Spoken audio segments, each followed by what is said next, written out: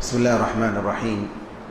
الحمد لله رب العالمين، والصلاة والسلام على سيد الأنبياء والمرسلين نبينا محمد وعلى آله وصحبه أجمعين. أما بعد،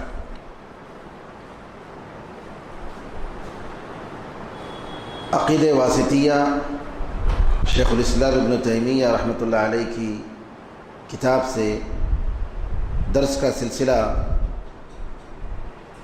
ہم جاری رکھے تھے۔ گزشتہ درسوں میں اللہ تعالیٰ کے اسماء اور صفات کے تعلق سے بہت ساری چیزیں آئیں۔ شیخ الاسلام ابن تیمیہ رحمۃ اللہ علیہ نے جو مسائل اللہ تعالیٰ کے اسماء اور صفات کے بارے میں بتائے، اس میں ان ساری صفتوں کا انہوں نے ذکر کیا جس میں قرآن کریم میں ذکر ہوا ہے، اور انہی صفات میں سے کہ اللہ تعالیٰ نے قرآن پاک کو اتارا، اللہ تعالیٰ نے اپنے کلام پاک کو اتارا، یعنی اللہ تعالیٰ جیسے چاہے وہ بات کرتا ہے۔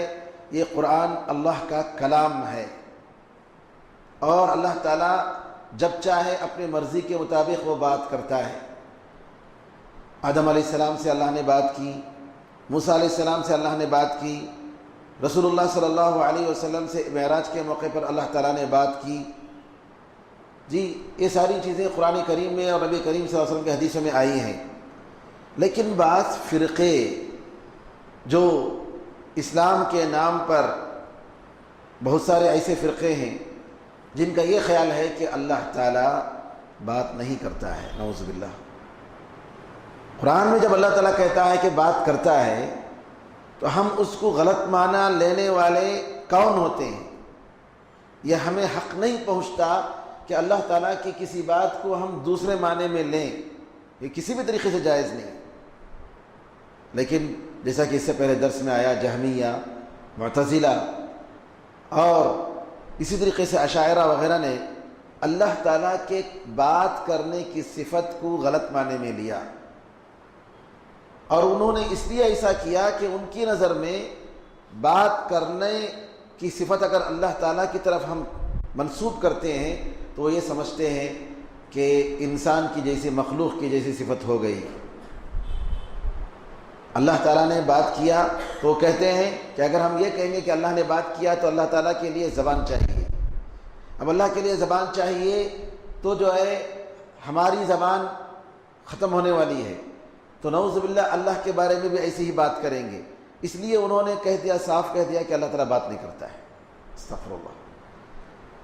تو یہ اللہ تعالیٰ کے بارے میں بہت ہی غلط عقیدہ ہے، اور ان لوگوں نے یہ کہا کہ قرآن کریم جو ہے، بعض لوگوں کا فرقوں کا یہاں تک خیال ہے کہ قرآن کریم یہ اللہ کا کلام نہیں ہے، بلکہ اللہ تعالیٰ نے اپنے کلام کو جبریل امین کے دل میں پیدا کیا، ڈالا، اور جبریل امین کے الفاظ ہیں یہ اللہ کا، یہ قرآن پاک۔ تو خود جبریل امین کے الفاظ کو ہم اللہ کا کلام کیسے کہہ سکتے ہیں؟ نعوذ باللہ۔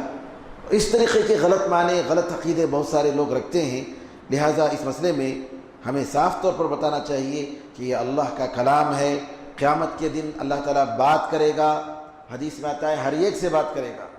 ما منکم من احد الا وسیکلمہ ربہ لیس بینہ وبینہ ترجمان، تم میں سے کوئی آدمی ایسا نہیں الا ہے کہ اللہ ضرور اس سے بات کرے گا قیامت کے دن۔ اس کے اور اللہ کے درمیان کوئی ٹرانسلیٹر نہیں ہوگا، ترجمہ کرنے والا نہیں ہوگا، ڈائریکٹ اللہ تعالیٰ اس سے بات کرے گا۔ مومن سے کہے گا، یاد ہے تم نے اس دن فلاں دن ایسا کام کیا، فلاں دن تم نے غلط کام کیا، فلاں دن تم نے حرام کام کیا، فلاں دن تمہاری طرف سے فرائض میں غفلت ہو گئی۔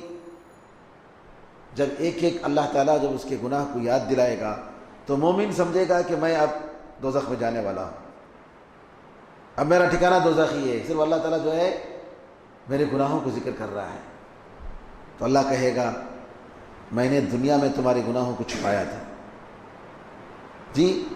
لوگوں کے سامنے میں نے ان گناہوں کو فاش نہیں کیا، یہ تیری راز کی چیزیں تھیں جو میرے اور تیرے درمیان تھی، میں ہی جانتا تھا کہ تم نے یہ گمراہیں کی، لیکن میں نے تیرے گناہوں کو چھپایا اور میں آج معاف کر دیتا ہوں۔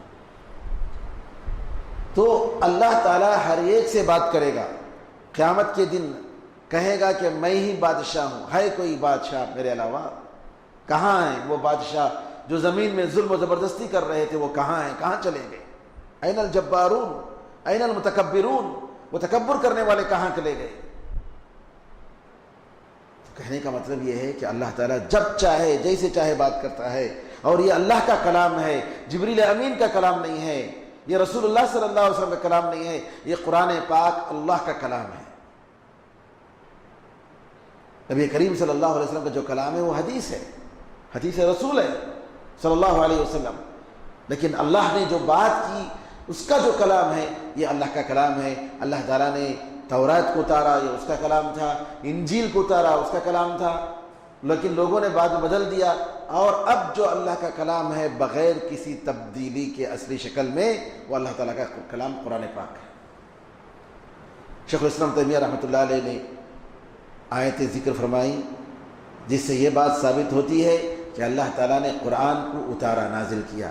قرآن میں اللہ فرماتا ہے وَهَذَا كِتَابٌ أَنزَلْنَاهُ مُبَارَكٌ، یہ کتاب ہے، ہم نے اس کو اتارا ہے، یہ بہت برکت والی کتاب ہے، بڑی برکت والی کتاب ہے۔ یعنی قرآن جس گھر میں پڑھی جائے گی، جس گھر میں اس پر عمل ہوگا، اس گھر میں برکتیں آئیں گی۔ عبداللہ ابن مسعود رضی اللہ تعالیٰ عنہ اپنے گھر والوں کے ساتھ رات میں باری متعین کیے تھے کہ رات کا جو حصہ ہے، یہ حصہ جو ہے ہمارے گھر میں، عبداللہ بن مسعود رضی اللہ تعالیٰ کے گھر میں، کہ کوئی حصہ غفلت میں نہ گزرے۔ باری بانٹ لیے تھے ان کے بچے اور ان کی بیوی کے درمیان۔ رات کے پہلے حصے میں کوئی کھڑا ہوتا، نماز پڑھتا، لمبی تلاوت، اور جب وہ سوتے تو دوسرے اٹھتے اور وہ پڑھتے نماز، تہجد کی نماز۔ جب دوسرے سوتے تو تیسرے اٹھتے، کہ رات کا کوئی حصہ ہمارے گھر میں غفلت میں نہیں جانا چاہیے۔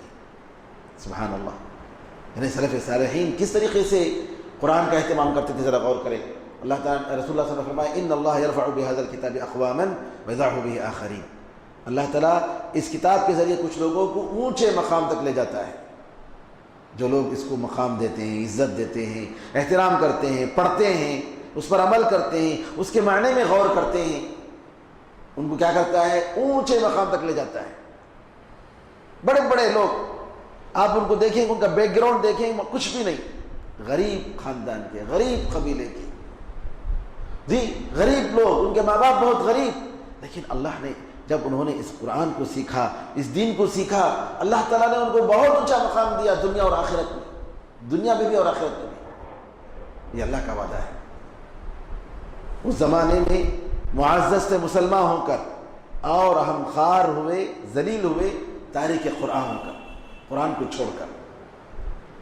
تو قرآن میں اللہ نے فرمایا کہ بڑی برکت والی کتاب ہے یہ۔ لو انزلنا هذا القرآن على جبل لرأيته خاشعا متصدعا من خشیۃ اللہ، اللہ کہتا ہے کہ ہم نے اس قرآن کو اتارا، اگر اس قرآن کو ہم پہاڑ پر اتارتے تو آپ دیکھتے کہ اس قرآن کی عظمت اور اس قرآن کے مرتبے سے ڈرتے ہوئے پہاڑ جھک جاتا، پھٹ جاتا اللہ کے ڈر سے۔ اللہ کا کلام اتر رہا ہے، اور قرآن میں اللہ تعالیٰ نے اس کلام کو کہا ہے کہ ہم یہ بہت ثقیل قرآن، یہ بہت وزندار کلام کو ہم اتار رہے ہیں، یہ معمولی کلام نہیں ہے۔ حدیث میں آتا ہے کہ نبی کریم صلی اللہ علیہ وسلم پر جب وحی آتی، آپ اونٹ پر اگر بیٹھے ہوتے تو وحی کے بوجھ سے جو وحی کا اترتا اس کا اتنا بڑا بوجھ ہوتا کہ جو اونٹ بیٹھ جاتا، کھڑا ہوا اونٹ برداشت نہیں کرتا، بیٹھ جاتا۔ قرآن میں اللہ نے فرمایا اِنَّا سَنُلْقِي عَلَيْكَ قَوْلًا ثَقِيلًا، اے محمد صلی اللہ علیہ وسلم ہم آپ پر ایک ثقیل، ایک بہت ہی وزندار کلام کو ہم اتار رہے ہیں۔ اور عائشہ رضی اللہ تعالیٰ فرماتی ہیں کہ کبھی نبی کریم صلی اللہ علیہ وسلم کو سردی میں، ٹھنڈک کے موسم میں یہ اللہ کا کلام وحی کا نزول ہوتا اور اس کی شدت سے اتنی شدت ہوتی کہ پسینہ آپ کے سر سے اور آپ کے چہرے سے پھوٹنے لگتا، پسینہ نکلنے لگتا. کب؟ سردی میں. یہ کلام اتنا وزندار کلام اللہ تعالیٰ کا یہ کلام ہے. قرآن میں اللہ نے فرمایا وَإِذَا بَدَّلْنَا آيَةً مَكَانَ آيَةٍ وَاللَّهُ أَعْلَمُ بِمَا يُنَزِّلُ قَالُوا إِنَّمَا أَنْتَ مُفْتَرٍ بَلْ أَكْثَرُهُمْ لَا يَعْلَمُونَ. جب ہم کسی آیت کی جگہ میں دوسری آیت کو بدلتے، کسی آیت کو منسوخ کر کے دوسری آیت لاتے، اللہ تعالیٰ زیادہ جانتا ہے، بہتر جانتا ہے کہ وہ جس کو اتارتا ہے. یہ کلام اس کا اتارا ہوا ہے. کہا قالوا انما انت مفتر. اللہ جب بدلتا ہے تو یہ کفار کہتے ہیں تم تو جھوٹے ہو، کل ایک آیت بتا رہے ہو اور دوسری آیت بتا رہے ہو. قرآن کریم کی کل بعض آیتوں کو کہہ رہے ہو کہ منسوخ ہو گئی. کہا بل اکثرهم لا يعلمون، بلکہ ان کے اکثر لوگ جانتے نہیں ہیں. قل نزله روح القدس من ربك بالحق ليثبت الذين آمنوا وهدى وبشرى للمسلمين.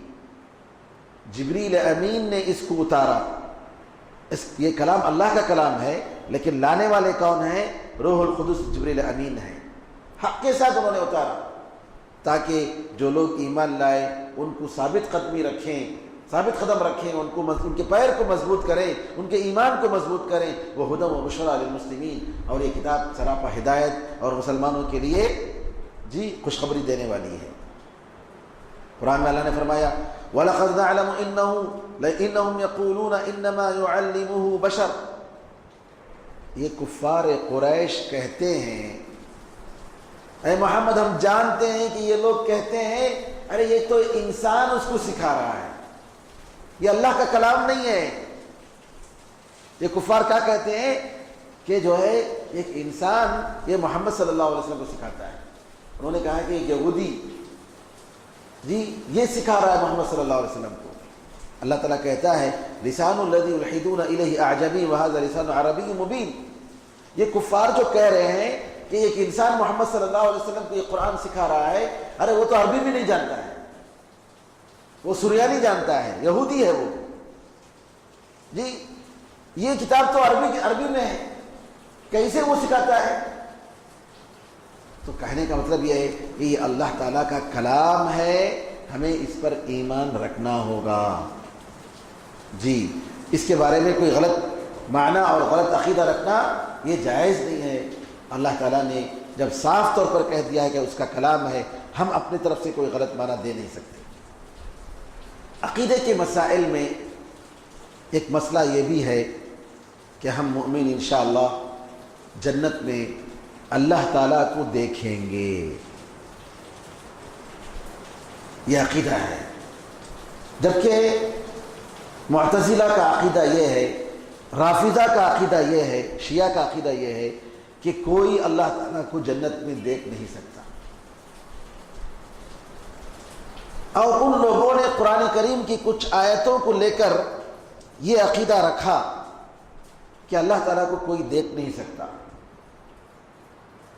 وہ کیا ہے؟ موسیٰ علیہ السلام نے اللہ تعالیٰ سے کہا رب ارنی انظر الیک، اے اللہ تو مجھے دکھا، میں تجھے دیکھنا چاہتا ہوں. کوہ طور میں جب اللہ تعالیٰ نے موسیٰ علیہ السلام سے بات کی تو موسیٰ علیہ السلام نے خواہش ظاہر کیا، اللہ میں تجھے دیکھنا چاہتا ہوں. قال لن ترانی، اللہ نے کہا کہ تو مجھے دیکھ نہیں سکتی. ولکن انظر الی الجبل، لیکن تم پہاڑ کو دیکھو. فإن استقر مكانه فسوف ترانی، اگر پہاڑ اپنی جگہ باقی ہے تو تم مجھے دیکھ سکتے ہو. فلما تجلى ربه للجبل جعله دكا وخر موسى صعيقا. جب اللہ تعالیٰ کی تھوڑی تجلی ہوئی، اس کی روشنی تھوڑی نظر آئی، پہاڑ جو ہے چکنا چور ہو گیا اور موسیٰ علیہ السلام بے ہوش ہو کر گر گئے. تو یہاں اس آیت سے یہ منکرین رؤیت باری، اللہ تعالیٰ کے بارے میں جو عقیدہ کہتے ہیں کہ مومن اللہ کو دیکھ نہیں سکتے، ان کا یہ عقیدہ ہے کہ اللہ تعالیٰ قرآن میں کہتا ہے کہ موسیٰ علیہ السلام سے کہا کہ تم دیکھ نہیں سکتے. لن ترانی، آپ ہرگز نہیں دیکھ سکتے. یہ چیز جو ہے دنیا کے انسان کے لیے، دنیا کی یہ آنکھیں جو اللہ نے ہمیں دی ہیں، یہ جو ہے اتنی طاقت نہیں ہے اس کے اندر کہ اللہ کو دیکھیں. لیکن قیامت کے دن اللہ تعالیٰ ہر ایک کو اتنا پاور دے دے گا کہ جس کے ذریعے غیب کی چیزیں نظر آئیں گی. قرآن میں اللہ نے سورہ قاف میں کہا فَبَصَرُكَ الْيَوْمَ حَدِيدٌ، آج تیری نگاہ بڑی تیز ہے. اس دن فرشتوں کو دیکھیں گے، ہر ایک آدمی فرشتے کو دیکھے گا. اس دن جو آنکھیں ہوں گی وہ آنکھیں تیز ہوں گی، یہ دنیا والی آنکھیں نہیں. اس کی نگاہ بہت دور تک جائے گی. آج ہم کہاں تک دیکھ رہے ہیں انسان؟ تھوڑا 10 کلومیٹر یا 2 کلومیٹر یا 5 کلومیٹر یا زیادہ سے زیادہ کتنا 50 کلومیٹر، اس سے زیادہ نہیں دیکھ سکتے. لیکن قیامت کے دن اللہ تعالیٰ جس سرزمین پر سب کو جمع کرے گا وہ گول نہیں، وہ چپٹی زمین ہوگی، اور انسان شروع سے لے کر آخر تک سارے لوگوں کو دیکھے گا. دیکھنے کی طاقت، وہ پاور جو ہے اتنی زیادہ ہوگی. عذاب کو دیکھیں گے، ساری چیزیں دیکھیں گے. لیکن اللہ تعالیٰ مومنوں کو اپنا چہرہ دکھائے گا. یہ صرف مومنوں کے لیے. قرآن میں اللہ نے فرمایا کلا انہم عن ربہم یومئذ لمحجوبون. یہ کفار، یہ منافقین کو اللہ تعالیٰ اپنا دیدار نہیں دکھائے گا. یہ لوگ محروم ہو جائیں گے، یہ محروم کر دیے جائیں گے. اللہ تعالیٰ کو دیکھنے کی توفیق ان کو نہیں ملے گی. جیسے بیٹا اگر نافرمان ہوتا ہے تو کیا بولتا ہے؟ باپ میرے جنازے میں تو نہیں آنا،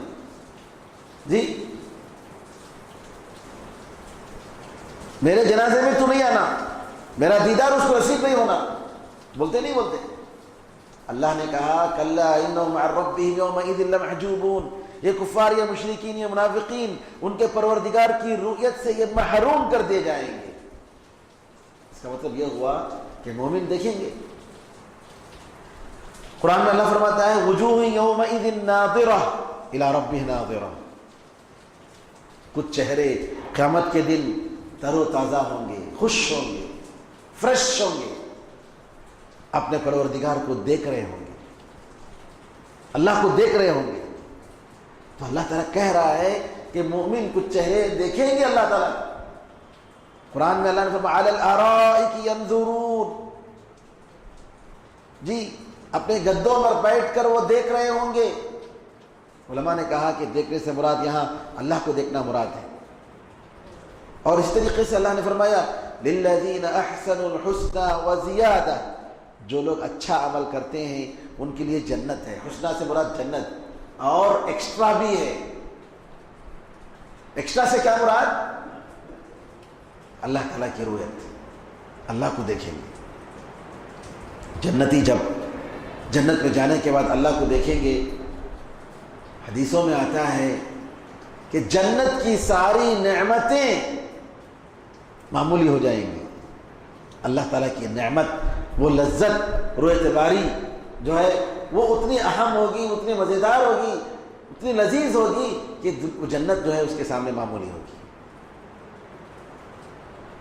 اسی لیے حدیثوں میں آتا ہے کہ نبی کریم صلی اللہ علیہ وسلم دعا جو کرتے تھے، عمار بن یاسر رضی اللہ تعالیٰ نے جو دعا کی، اس دعا میں یہ بھی ہے اسألک لذت النظر الی وجہک الکریم. اے اللہ، تیرے مبارک، تیرے شریف چہرے کو دیکھنے کی لذت میں تجھ سے مانگتا ہوں، وہ مجھے عطا فرما. اسألک لذت النظر الی وجہک الکریم. تیرے شریف اور تیرے محترم چہرے کے دیکھنے کی جو لذت ملے گی وہ مجھے دیجیے، مجھے توفیق اس کی عطا فرمائیے. سبحان اللہ. لہم ما یشاءون فیہا ولدینا مزید.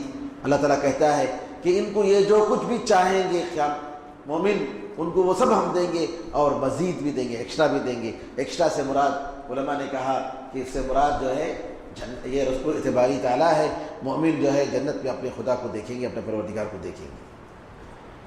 اللہ تعالیٰ کو دیکھنے کے تعلق سے جنہوں نے جو دلیلیں پیش کی اس میں ایک دلیل یہ بھی انہوں نے پیش کی کہ قرآن میں اللہ کہتا ہے لا تدرکہ الابصار وہو یدرک الابصار، نگاہیں اللہ تعالیٰ کو استیعاب نہیں کر سکتی، پورے طریقے سے ان کی نگاہوں میں اللہ کو وہ سما نہیں سکتے، لیکن اللہ تعالیٰ سارے نگاہوں کو سما لیتا ہے، گھیر لیتا ہے۔ کیا مطلب ہے؟ ذرا دیکھیے، سورج کو آپ دیکھتے ہی نہیں دیکھتے ہیں؟ دیکھتے ہیں، لیکن سورج کو کیا پوری طریقے سے آپ احاطہ کر سکتے ہیں؟ پورے طریقے سے آپ اس کو اپنی نگاہ میں لا سکتے ہیں؟ نہیں۔ جیسے آپ دیکھتے ہیں آپ کی آنکھیں جی چندیا جاتی ہیں، آپ دیکھ نہیں سکتے، کمپلیٹ طریقے سے دیکھ نہیں سکتے۔ اللہ تعالیٰ اس سے بڑا ہے۔ تو قیامت کے دن جنت میں مومن اللہ کو دیکھ سکیں گے، لیکن پورے طریقے سے اللہ تعالیٰ کا احاطہ نہیں کر سکتے۔ یہی اللہ نے فرمایا لا تدرکہ الابصار۔ ادراک کا مطلب یہ ہے کہ پورے طریقے سے آپ پکڑ لینا، جی پورے طریقے سے قبضے میں لا۔ یہ نہیں ہو سکتا ہے کہ آدمی مومن جنت میں جو ہے اللہ تعالیٰ کا پورا احاطہ کر لے، اتنی طاقت نہیں، انسان کی نگاہوں میں اتنی پاور نہیں، لیکن اللہ تعالیٰ سارے نگاہوں کو گھیر لیتا ہے۔ یہ قرآن کریم کی طرف سے، قرآن کریم کی دلیلیں تھیں اللہ تعالیٰ کے اسماء و صفات کے تعلق سے۔ نبی کریم صلی اللہ علیہ وسلم نے بھی حدیثوں میں اللہ تعالیٰ کے بارے میں بہت ساری صفتیں بتائی ہیں، جو صحیح حدیثیں ثابت ہیں، ان پر ہمیں ایمان رکھنا ضروری ہے، فرض ہے۔ ان میں ایک حدیث صحیح بخاری اور صحیح مسلم کی، صحیح بخاری اور صحیح مسلم کے حدیث کا مطلب یہ ہے کہ اس کی سچائی میں کوئی شک نہیں، ہمیں ایمان لانا چاہیے، وہ سچی باتیں ہیں۔ قرآن کریم کی بات، دنیا میں اگر سب سے سچی کتاب ہے تو صحیح بخاری ہے، اور آپ کے بعد صحیح بخاری کے بعد دوسری کتاب ہے تو صحیح مسلم ہے۔ یہ ہمیں ایمان رکھنا ہے۔ صحیح بخاری اور صحیح مسلم کی جتنی حدیثیں ہیں وہ سب کی سب صحیح حدیثیں ہیں، کیونکہ علماء نے، محدثین نے ان حدیثوں کے بارے میں ریسرچ کیا اور انہوں نے یہ نتیجہ نکالا کہ اس میں کوئی غلط اور جھوٹی حدیث نہیں ہے۔ اگر ہمیں سمجھ میں نہ آئے تب بھی ہمیں اس پر ایمان رکھنا ہے، یہ صحیح حدیث ہے۔ کیوں؟ اللہ کا کلام ہے، اس کے رسول صلی اللہ علیہ وسلم کا کلام ہے۔ تو صحیح بخاری اور صحیح مسلم کی حدیث ہے کہ نبی کریم صلی اللہ علیہ وسلم نے فرمایا ہمارا پروردگار دنیاوی آسمان میں اترتا ہے ہر رات، جب رات کا تیسرا آخری حصہ رہ جاتا ہے۔ رات کا جب تیسرا حصہ رہتا ہے تو اللہ تعالیٰ دنیاوی آسمان میں اتر کر آتا ہے، اور اللہ تعالیٰ کہتا ہے کون مجھ سے دعا کرے میں اس کی دعا کو قبول کروں؟ کوئی ہے؟ کون ہے جو اپنی حاجت مجھ سے مانگے میں اس کی حاجت کو پوری کروں؟ کون ہے جو مجھ سے معافی مانگے میں اس کو بخش دوں اور معاف کر دوں؟ یعنی اللہ تعالیٰ کی رحمت اور اس کا کرم دیکھیے، دنیاوی آسمان میں اللہ تعالیٰ اترتا ہے اور کہتا ہے کوئی بندہ ہے جو اس کی حاجت کو میرے پاس رکھے، میرے دربار میں، اور اس کی حاجت کو میں پوری کروں؟ کوئی بندہ ہے جو مجھ سے معافی مانگے میں اس کو معاف کر دوں؟ نبی کریم صلی اللہ علیہ وسلم کی یہ حدیث ہے، اور اس حدیث کو آپ نے بتایا، صحابہ نے سنا، صحابہ نے تابعین کو سنایا، تابعین نے تبع تابعین کو، اور ساری امت نے اس کو سنایا اور اس پر ایمان لائے۔ آج ہمارے تمل ناڈو میں تمل ناڈو توحید جماعت کے نام سے ایک جماعت ہے جس کے سردار پی جے زین العابدین ہیں، پی زین العابدین جن کو پی جے کہتے ہیں، ان کا یہ کہنا ہے کہ یہ حدیث قرآن سے ٹکراتی ہے، یہ حدیث قرآن سے ٹکراتی ہے، اس لیے ہم اس حدیث کو نہیں مانتے، اس حدیث کو ریجیکٹ کرتے ہیں۔ کیسے ٹکراتی ہے؟ کہتے ہیں کہ قرآن میں اللہ تعالیٰ کہتا ہے کہ اللہ الرحمن علی العرش استوى، عرش پر مستوی ہے۔ اللہ تعالیٰ جب عرش پر مستوی ہے تو اللہ تعالیٰ دنیاوی آسمان میں کیسے اتر کر آتا ہے؟ تو لہٰذا ان کی نظر میں یہ حدیث قرآن سے ٹکراتی ہے، کنٹروڈکشن۔ اب انہوں نے ایک بنیاد بنا لی کہ قرآن کی کوئی آیت سے حدیث کوئی ٹکراتی ہے تو حدیث کو ریجیکٹ کرو. اعوذ باللہ. یہ بہت بڑی خرابی ہے.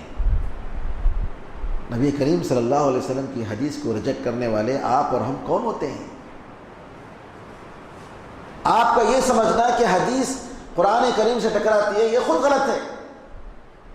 نبی کریم صلی اللہ علیہ وسلم کی کوئی حدیث قرآن سے ٹکرا نہیں سکتی، ہرگز نہیں ٹکرا سکتی. یہ تمہاری کج فہمی ہے، یہ تمہاری غلط فہمی ہے، آپ نے اس کو غلط سمجھا ہے. دونوں اللہ کی طرف سے ہے. کل من عند اللہ. جی سب اللہ کی طرف سے ہے. نبی کریم صلی اللہ علیہ وسلم کے بارے میں اللہ نے کہا وما ينطق عن الهوى، وہ جو بات کرتے ہیں اپنی طرف سے بات نہیں کرتے. ان هو الا وحی یوحى، وہ ایک وحی ہے، اللہ کی طرف سے وحی کی جا رہی ہے. حدیث بھی اللہ کی طرف سے وحی ہے. یہ کہنا کہ حدیث جو ہے قرآن سے ٹکرائے، یہ بنیادی غلط ہے. نعوذ باللہ. یہ ناممکن سی بات ہے کہ کوئی صحیح حدیث اللہ کے کلام سے ٹکرائے. امپاسبل، نہیں ہو سکتا. اور اس بنیاد پر جو ہے حدیث کو ریجیکٹ کرنا، آپ کو 50 حدیثیں سمجھ میں نہیں آئی، آپ نے 50 حدیثوں کو سمجھا کہ قرآن سے ٹکراتی ہے. دوسرا کہتا ہے 200 حدیثیں ہمیں سمجھ میں نہیں آ رہی، نکالو. ہاں. تیسرا کہتا ہے ارے 1000 حدیثیں قرآن سے ٹکراتی ہیں، نکالو. ٹھیک ہے. کچھ لوگ ہیں تمل ناڈو میں، پاکستان میں، انڈیا میں، انگلینڈ میں، جو کہتے ہیں کہ حدیث، پوری حدیث جو ہے قرآن سے ٹکراتی ہے، نکالو پوری حدیث کو، پوری حدیث کو نکالو. منکرین حدیث کیا ہے؟ ویب سائٹ بھی ان کے اہل القرآن کے نام سے. اہل قرآن کہاں ہے؟ وہ جب حدیث کو نہیں مانتے تو اہل قرآن کہاں ہے؟ قرآن جب کہتا ہے کہ اللہ اور اس کے رسول کی ساری باتوں کو مانو، ان کی اطاعت کرو. وما آتاکم الرسول فخذوہ وما نہاکم عنہ فانتہوا. رسول اللہ صلی اللہ علیہ وسلم جو بھی کہہ رہے ہیں، جو بھی دے رہے ہیں، وہ لے لو بس. جی وما ارسلنا من رسول الا لیطاع باذن اللہ. کسی بھی رسول کو بھیجتے ہیں تو ہم اس لیے بھیجتے ہیں کہ وہ اللہ کے حکم سے ان کی بات مانی جائے، اس لیے ہم بھیجتے ہیں. ومن یطیع الرسول فقد اطاع اللہ. جس نے رسول اللہ صلی اللہ علیہ وسلم کی بات مانی، اس نے حقیقت میں اللہ کی بات مانی. جی انڈیا ہے، اب فرض کر لیجئے انڈیا کی گورنمنٹ اگر امریکہ کے کونسلیٹ کو یہاں سے بھگا دیتی ہے، ایمبیسیڈر کو یہاں سے بھگا دیتی ہے، کیا مطلب ہے؟ اس کا مطلب یہ ہے کہ یو ایس گورنمنٹ کے ساتھ لڑائی کرنے کے تیار ہے. یو ایس گورنمنٹ کے ساتھ ہمارا کوئی تعلق نہیں. یہی تو مطلب ہے. جی رسول اللہ صلی اللہ علیہ وسلم کی بات کو آپ ریجیکٹ کرتے ہیں تو آپ اللہ کی بات کو ریجیکٹ کر رہے ہیں، چاہے وہ ایک حدیث ہی کیوں نہ ہو. رسول اللہ صلی اللہ علیہ وسلم کی بات کو ریجیکٹ کرنا، نعوذ باللہ، اللہ تعالیٰ کی بات کو ریجیکٹ کرنا ہے. اسی لیے اللہ کہتا ہے وَمَن يُطِعِ الرَّسُولَ فَقَدْ أَطَاعَ اللَّهَ. جس نے رسول اللہ کی صلی اللہ علیہ وسلم کی بات مانی، اس نے حقیقت میں اللہ کی بات مانی.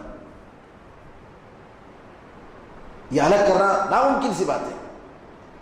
تو جو لوگ حدیث کے منکر ہیں وہ قرآن کے بھی منکر ہیں. جو رسول اللہ صلی اللہ علیہ وسلم کے منکر ہیں وہ اللہ کے بھی منکر ہیں. جی تو یہاں سمجھنے کی بات ہے کہ قرآن اور حدیث میں کوئی ٹکراؤ نہیں. سب سے پہلے یہ بنیادی بات، اس کو اچھی طریقے سے سمجھ لیجیے گا. کیونکہ رسول اللہ صلی اللہ علیہ وسلم جب آپ کو بلاتے ہیں، حدیث میں آتا ہے، قرآن میں اللہ نے کہا فوراً بات مانو بس. وما كان لمؤمن ولا مؤمنة إذا قضى الله ورسوله أمرا أن يكون لهم الخيرة من أمرهم. کسی مومن مرد اور کسی مومن عورت کے لیے جائز ہی نہیں کہ اللہ اور اس کے رسول صلی اللہ علیہ وسلم کوئی فیصلہ کرتے ہیں تو اس فیصلے میں ان کی کوئی چوائس ہو، ان کی کوئی مرضی ہو، ان کا کوئی اختیار ہو. ہرگز نہیں. بس کہہ دیا ختم. اللہ نے کہہ دیا ختم، رسول اللہ صلی اللہ علیہ وسلم نے کہہ دیا ختم.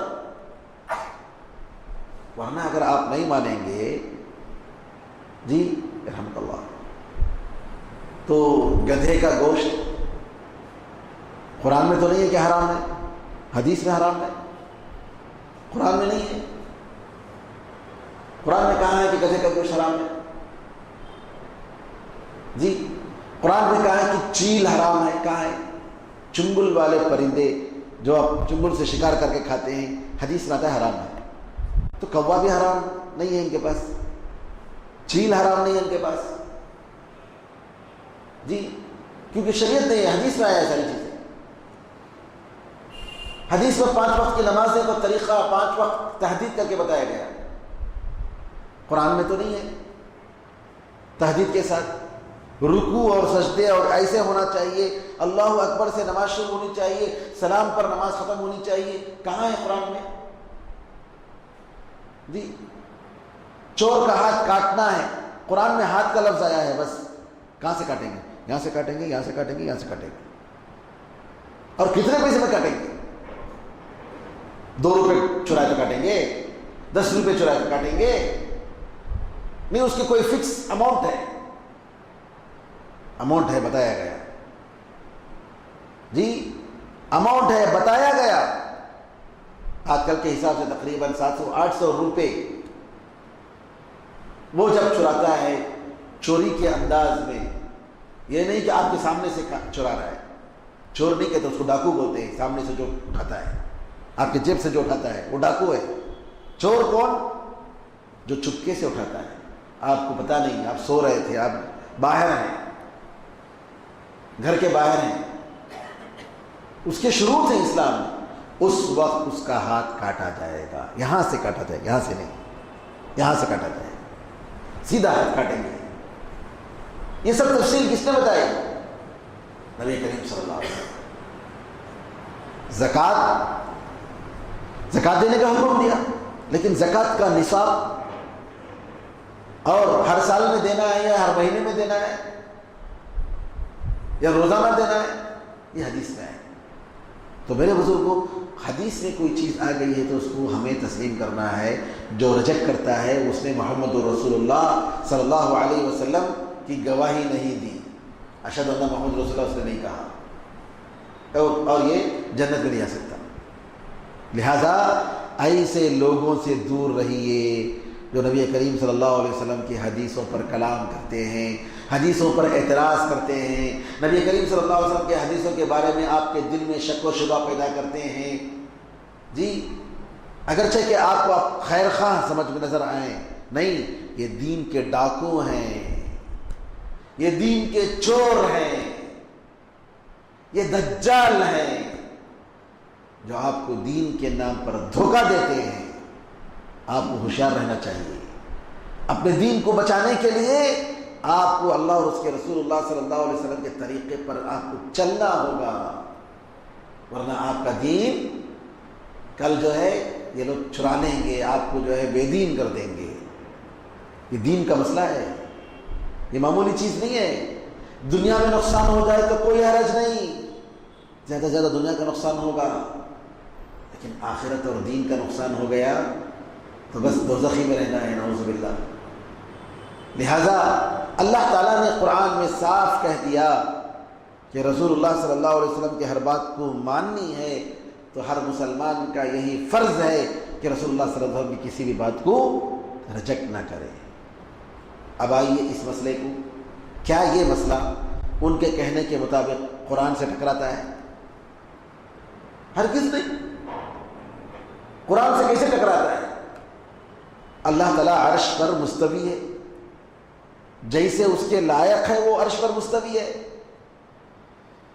وہ کیسے اترتا ہے ہمیں نہیں معلوم، یہ غیب کی چیز ہے، ہمیں اس کی کیفیت بتائی نہیں گئی اور ہمیں اس کی ضرورت بھی نہیں۔ ہم اتنا ایمان رکھیں گے، ہمارے پیارے رسول صلی اللہ علیہ وسلم نے اللہ کے بارے میں بتایا کہ دنیاوی آسمان میں رات کے تیسرے حصے میں اللہ اترتا ہے جیسے وہ چاہے، اس کا عرش خالی ہونا کوئی ضروری نہیں ہے۔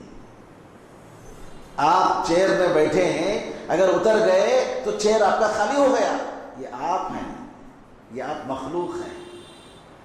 جی اللہ تعالیٰ آپ کے جیسا نہیں ہے، اس کی شان الگ ہے، اس کی صفات الگ ہیں، اس کی ذات الگ ہے۔ آپ اپنے آپ کو اللہ کے ساتھ کمپیئر نہیں کر سکتے۔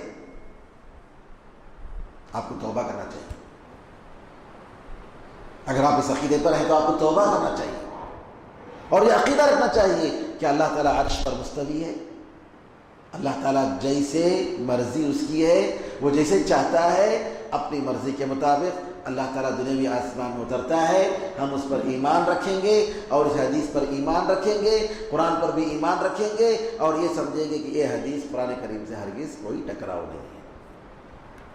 اس طریقے سے آپ کا ایمان صحیح ہوگا، ورنہ آپ کا ایمان خطرے میں پڑ جائے گا. اپنے ایمان کو چرانے والے ایمان کے ڈاکوؤں سے بچو، جن کو قرآن نہیں معلوم ہے، جن کو عربی نہیں معلوم ہے، جن کو دین نہیں معلوم ہے اور دین کے نام پر دکان لگا کے بیٹھے ہیں. ایسے لوگوں سے بچو. آپ کا ایمان، آپ کا دین چرا لیں گے. قیامت کے دن اس دن کوئی فائدہ نہیں ہوگا. ہاؤ اضلونا، جی یہ لوگوں نے ہمیں گمراہ کیا ہے، اللہ ان کو ڈبل عذاب دے، جی ان کو دگنا عذاب دے. تو قیامت کے دن کہنے سے کوئی فائدہ نہیں ہوگا. علماء حق جو قرآن اور حدیث کا علم رکھتے ہیں ان کے پاس دین سیکھیے. عرب کے علماء شیخ بن باز رحمۃ اللہ علیہ، شیخ ابن عثیمین رحمۃ اللہ علیہ، شیخ صالح الفوزان حفظہ اللہ، بڑے بڑے علماء جو آج بھی زندہ ہیں، اور شیخ بن باز، شیخ البانی وغیرہ جن کا انتقال ہو گیا ہے، اللہ ان پر رحم فرمائے، انہوں نے جو کہا ہے یہ دین علماء سے، انہوں نے ان کے علماء سے، انہوں نے ان کے علماء سے، جی اور تابعین، تبع تابعین، صحابہ، رسول اللہ صلی اللہ علیہ وسلم، رسول اللہ صلی اللہ علیہ وسلم، جبریل امین سے، جبریل امین اللہ تعالیٰ سے، اس طریقے سے دین آیا ہے. یہ کٹ پتلی لوگ جو کچھ نہیں جانتے اور بعض چیزیں جان کر جو ہے دین کے نام پر دکان لگا کے بیٹھے ہیں اور لوگوں کو گمراہ کر رہے ہیں، قیامت کے دن افسوس کرنا پڑے گا اگر آپ لوگ ان لوگوں کے جھنڈے کے نیچے جمع ہو گئے. ہم جو ہیں الحمدللہ نبی کریم صلی اللہ علیہ وسلم، صحابہ کرام، تابعین، تبع تابعین، ائمہ کرام، سارے علماء کی جماعت ہمارے ساتھ ہے. یہی عقیدہ ہے، یہی منہج ہے، یہی طریقہ ہے. اور آج یہ برساتی مینڈک کی طرح جو لوگ نکلے ہیں دین میں جو بات کر رہے ہیں، بغیر علم کے علماء پر کلام کرتے ہیں تاکہ ان کے لیے راستہ آسان ہو جائے. کیا کریں گے؟ سب سے پہلے انہیں منافق، وہ مولوی، وہ منافق، انہیں فلاں ایسا، انہیں فلاں ویسا. کیوں؟ ان کو چاہیے نا وہ اسٹیچس. علماء کا مقام اگر آپ کے دلوں سے گرائیں گے تب کیا کریں گے؟ لوگ ان کی عزت کریں گے نا. تو کیا کرتے ہیں؟ علماء کا مقام، علماء کو گالی دیتے، علماء کو گراتے ہیں، ان کے اسٹیٹس میں گراتے ہیں. کوئی بات نہیں، ایک دن ہے دودھ کا دودھ اور پانی کا پانی ہوگا. کوئی بات نہیں. یہ کوئی نئی چیز نہیں ہے، یہ کوئی نئی چیز نہیں ہے، یہ تاریخ ہے. اس بات ہر زمانے میں ایسے شیاطین رہے ہیں. تو میرے بزرگوں، نبی کریم صلی اللہ علیہ وسلم کی جو حدیث ہے قرآن سے ہرگز کوئی ٹکراؤ نہیں ہے. جی اللہ تعالیٰ عرش پر مستوی ہے، اس کے دنیاوی آسمان اترنے سے عرش خالی نہیں ہو جاتا، وہ جیسے چاہے وہ عرش پر مستوی ہے.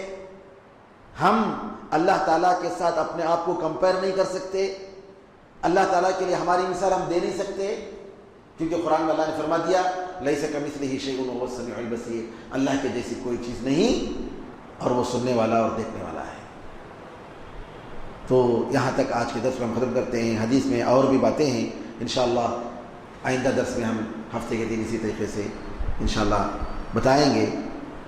منگل کے دن ہوتا ہے نا عید کے بعد انشاءاللہ منگل کے دن مغرب کی نماز کے بعد انشاءاللہ منگل کے دن مغرب کی نماز کے بعد عید کے بعد سے جو ہے جیسا اس سے پہلے درس ہو رہا تھا ویسے ہوگا انشاءاللہ. اور ایک کتاب جو ہے عقیدے کی بہت ہی اہم کتاب ہے، جیسا کہ میں نے بتایا.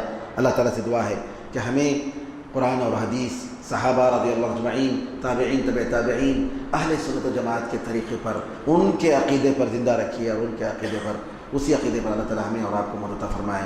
وآخر دعوانا الحمدللہ رب العالمین. سبحانک اللہم وبحمدک اشہد ان لا الہ الا انت استغفرک واتوب الیک. السلام علیکم ورحمۃ اللہ وبرکاتہ.